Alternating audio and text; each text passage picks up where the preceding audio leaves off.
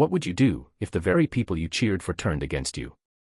If the hallway you danced through every morning became the battleground for your dignity? This isn't just a story about high school. It's a story about power, who has it, who abuses it, and who rises against it.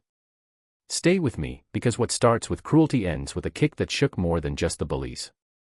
It shook a system. And it started with a jacket. The hallways of Madison High were alive with noise, the clash of lockers, the shrill gossip of freshmen, and the rhythmic bounce of sneakers on polished tile. It was a Tuesday, and for most, just another forgettable day. But not for Kaya Jennings. Kaya was the face everyone recognized, captain of the cheer squad, honor roll student, the girl with the laugh that made even the coldest teacher smirk. But behind her tight ponytail and bright blue eyes was a weight she never let anyone see. She carried it in silence, her father's layoffs, her mother's chemo appointments, the pressure to win a scholarship or lose everything. She wore her cheer jacket like armor, deep red with gold embroidery, her name stitched in cursive over her heart. It wasn't just a symbol of status. It was proof that she belonged, that she was someone, even if her house lights flickered and her pantry was nearly empty. But not everyone cheered for Kaya. Samantha Lowe, ex-captain turned bitter rival, and her two shadows, Talia and Mira, had watched their spotlight dim ever since Kaya had taken over. Sam didn't just lose her title. She lost attention, and to her, that was worse than death. The incident happened after fourth period, just before lunch. Kaya had gone to her locker when they cornered her, Sam with a smug grin, Talia chewing gum like it was a sport, and Mira already filming. "You think that jacket makes you special?"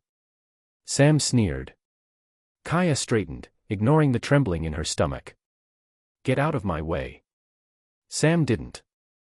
Instead, she grabbed Kaya's sleeve and wrenched the jacket off her shoulders in one violent tug. Gasps echoed down the hallway. Someone dropped a water bottle. A freshman screamed. Beneath the jacket, Kaya wore a worn t-shirt, the collar stretched, the fabric thin. It was all she could afford that week. Her face flushed, eyes stinging. "Guess it's thrift store day, huh?" Talia chimed in, laughing. Kaya stood frozen, exposed, humiliated. Her fingers curled into fists, but she did nothing. Not yet. The video was already being uploaded. The whispers were already turning into roars. Kaya's breath hitched. For a moment, she wanted to vanish. But then, something shifted. It was as if all the buried pain, all the helpless nights, all the silent screams came rising to the surface. And without warning, Kaya spun into a roundhouse kick, swift and clean. Sam's phone went flying. So did the smugness on her face. The hall went silent. Sam stumbled back, shocked. Talia and Mira froze, mouths open. Kaya didn't wait for applause.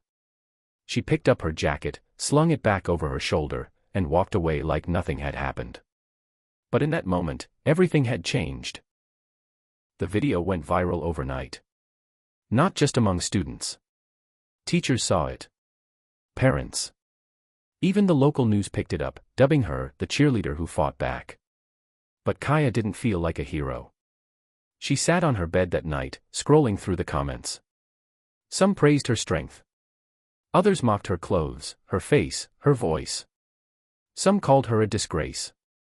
Others a legend. But none of them knew the full story. Her mom was asleep in the next room, her skin pale from chemo. Her dad was working a second night shift. Kaya had cooked dinner, done homework, and folded laundry before sitting down to cry into her pillow. She hadn't fought for glory. She had fought because enough was enough. The next day at school, people parted like the Red Sea when she walked in. Some clapped. Others whispered. But Sam was nowhere to be seen. Kaya was called to the principal's office. She expected suspension. Detention. Maybe worse. But Principal Reyes looked at her differently than usual. "I saw the video," he said. "Do you want to press charges?" Kaya blinked. "What? They assaulted you, Kaya? That wasn't some prank. That was violence. You didn't start it." Her lips trembled. "I don't want trouble." "You already had it," Reyes said gently. Now you get to choose justice. Kaya didn't answer right away. Later that week, Sam was suspended. Talia and Mira too. But something more important happened. A teacher she barely knew stopped her in the hall and said, "Thank you." A shy boy with bruises on his neck handed her a note, "You showed us we're allowed to fight back." And then the messages started pouring in. From girls in other schools. From boys. From kids she'd never met. "You made me brave. I wish I had your courage.